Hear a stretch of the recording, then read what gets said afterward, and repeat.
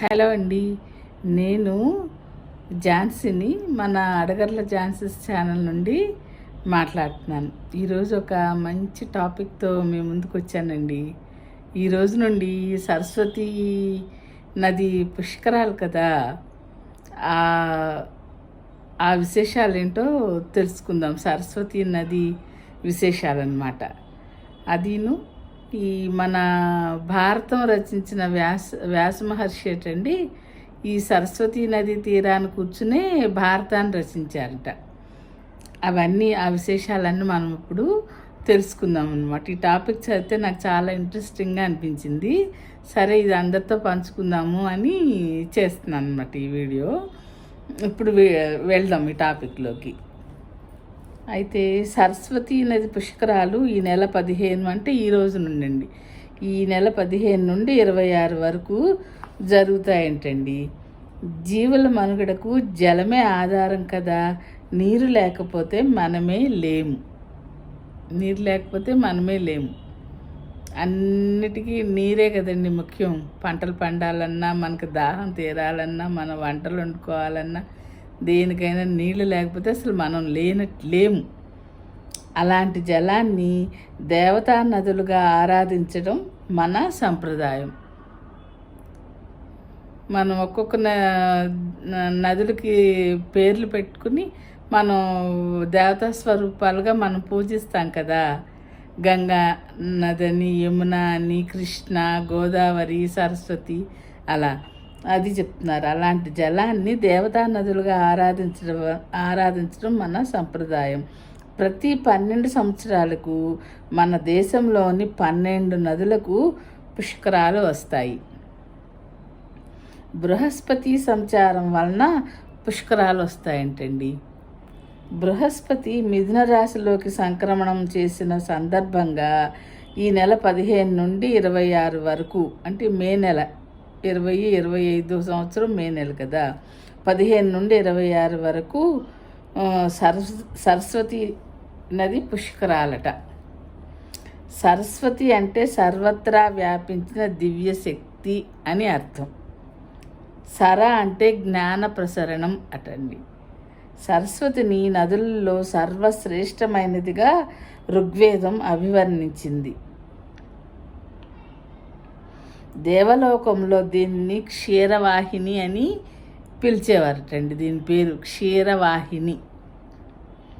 హిమాలయాల్లో శివాలిక్ పర్వత శ్రేణుల్లో ఉన్న ఉత్తరాఖండ్లోని బద్రీనాథ్ సమీపంలోని మనా సరస్వతి ఆరంభ స్థానం. మనా అనే ప్లేస్ అండి ఇది. ఈ సరస్వతి నది జన్మస్థలం.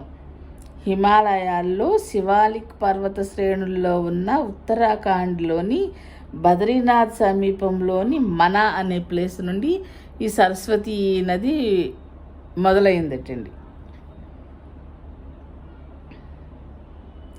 అక్కడ అలకనందలో సమ్మిళితమై పశ్చిమాన సింధు నది, తూర్పున గంగా నదుల మధ్య ప్రవహిస్తుంది. పంజాబ్, హర్యానా, రాజస్థాన్, గుజరాత్ రాష్ట్రాల మీదుగా ప్రవహించి ప్రభాస తీర్థం దగ్గర అరేబియా సముద్రంలో కలుస్తుందటండి ఈ సరస్వతి నది. ఒకప్పుడు ఈ నది కూడా మిగతా నదుల మాదిరి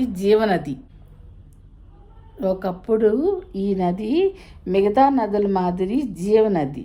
వేల సంవత్సరాల క్రితం భౌగోళిక మార్పుల వలన ఇది అదృశ్యమై ప్రస్తుతం ప్రయాగలో అంతర్వాహినిగా ప్రవహిస్తుంది. అందుకే ఈ స్థలాన్ని త్రివేణి సంగమంగా పిలుస్తారు. ఈ నది లోపల నుంచి ప్రవహిస్తుందంటండి సరస్వతి నది. అందుకని దీన్ని అంతర్వాహిని అంటారట. సరస్వతీ తీరం జలపాతాలకు ప్రసిద్ధి. ఈ తీరం అంతా జలపాతాలతో చాలా బాగుంటుందంటండి. వేదవ్యాసుడు సరస్వతీదేవిని ఉపాసించి ఆ నదీ తీరంలోనే మహాభారత రచన చేశాడని ప్రతీతి. హరప్ప నాగరికత ఈ నదీ తీరాన రూపుదిద్దుకుందని ప్రతీతి. యజుర్వేదం ప్రకారం సరస్వతికి సుప్రభ, కాంచన, ప్రాచి, నంద, విశాలక అనే 5 ఉపనదులు ఉన్నాయి.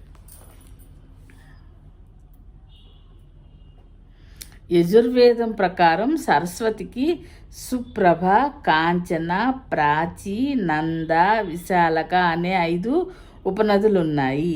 బద్రీనాథ్ దగ్గర ప్రవహించే అలకనందలో సరస్వతి కలిసి ఉంటుంది.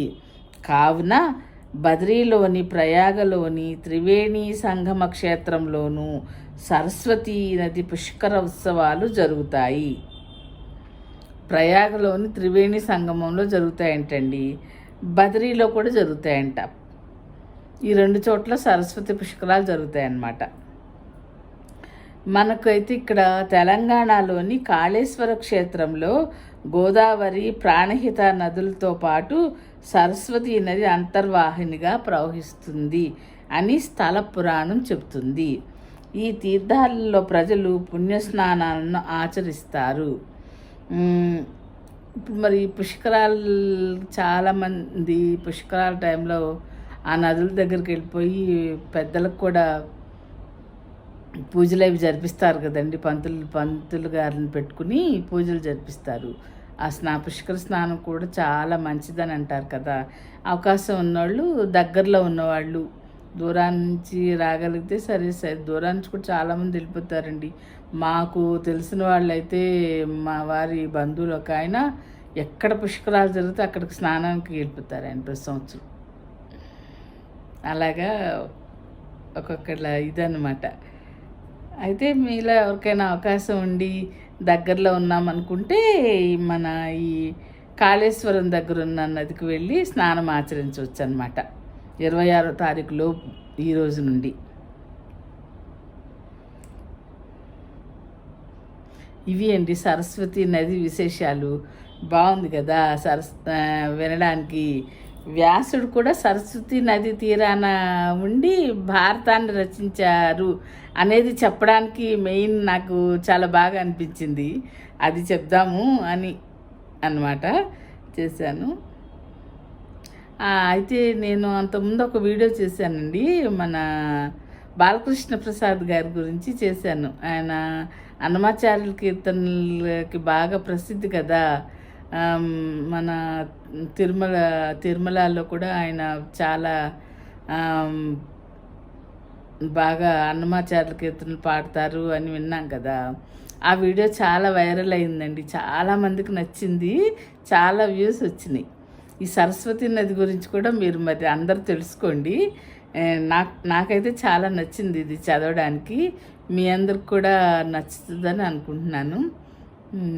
చూడండి, వినండి.